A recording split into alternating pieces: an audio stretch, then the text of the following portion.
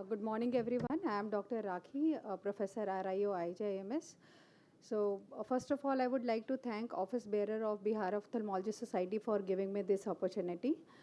I am presenting an interesting and concerning topic, that is Miltefosine healing agent or hidden threat. I have no financial interest in the subject matter. So let me begin my presentation by introducing this drug, Miltefosine, which was originally developed as anti-cancer drug, and it was first oral drug approved for visceral leishmaniasis, that is Kala-Azar. And later it was explored as an anti-amoebic agent because of its anti-parasitic activity, including acanthamoeba keratitis. And in 2016, it has got the status of orphan drug designation by FDA for acanthamoeba keratitis. So recently, this miltefosine has gained a lot of attention as a potential treatment option in refractory acanthamoeba keratitis, where the standard treatment fails. And what is special about it? That it acts both against trophozoite and the cyst. Now, the role of this drug miltefosine is well established in Kala-Azar and its sequelae, that is post-Kala-Azar dermal leishmaniasis, and it works well as oral antiparasitic agent.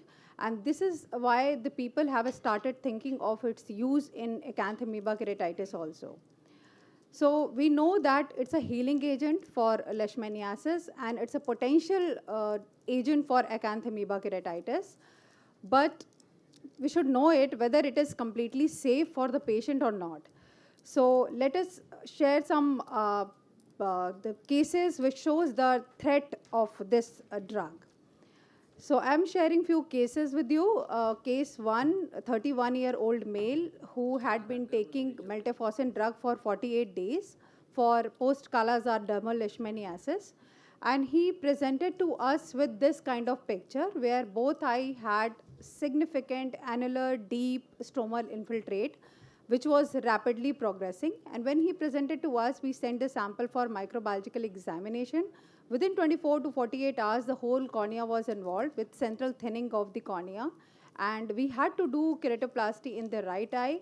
And when the test came negative, we started the oral and topical steroid in these cases, and patient responded very well with these drops and oral drugs. Next case, again with the similar presentation, bilateral keratitis, 45-year-old male, and he was taking miltefosine for 35 days.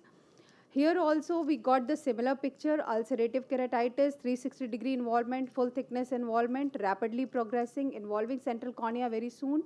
So we had to perform keratoplasty in right eye, and again we started the oral steroid and topical steroid under antibacterial cover. And patient responded very well and gained 6/9 vision in the left eye. Similarly, we got 3 or 4 cases of unilateral keratitis, and these patients were intelligent. They stopped the drug immediately when they feel something bad in their eyes, and so the lesion was not of severe grade. So when they presented to us, they were unilateral involvement and the annular infiltrate, but far from the limbus. They have not involved exactly the 360 degree of limbus. We got similar cases again, and all cases responded well to the topical steroid. We didn't have to start any oral treatment in these patients. Now, after observing so many cases with consistent pattern of keratitis and a typical clinical course, we termed this entity as a miltefosine related keratitis and divided into 2 stages, early stage and advanced stage. In early stage, patient comes with unilateral presentation, and there is a gap between the infiltrate and the limbus. That means lucid interval is present in between these lesions. And in advanced stages, the whole cornea is involved, including center as well as the whole circumference. So in unilateral cases, we don't have to give oral steroid, just topical steroid. Patient responds very well. And in advanced stages, oral therapy is also necessary to get good results. So management of these cases, just to stop miltefosine immediately, exclude infectious etiology if possible, initiate early and intense anti-inflammatory therapy immediately, and defer any surgical intervention if possible.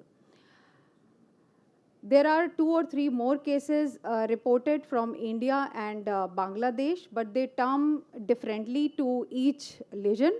And in 2021, we named miltefosine-related keratitis with ring ulcerative keratitis. And this case was published in British Journal of Ophthalmology in 2021. And then after 2 months of this publication, WHO took it very seriously and they mentioned this complication on their webpage. After that, they form a disciplinary technical group and they publish a complete SOP to minimize the risk of this with this drug. Again, this was the hidden threat of miltefosine associated with the Kala Azar. Now we are ophthalmologists, we are more interested in miltefosine as a hope for refractory acanthamoeba keratitis cases.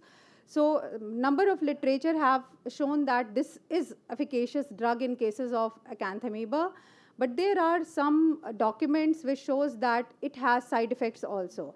So there is a pilot study done in LV Prasad Eye Institute, and it shows that when they started topical miltefosine as a monotherapy in 5 patients or acanthamoeba keratitis, the all patient worsened, and they required therapeutic PK at that time, and one case required evisceration also.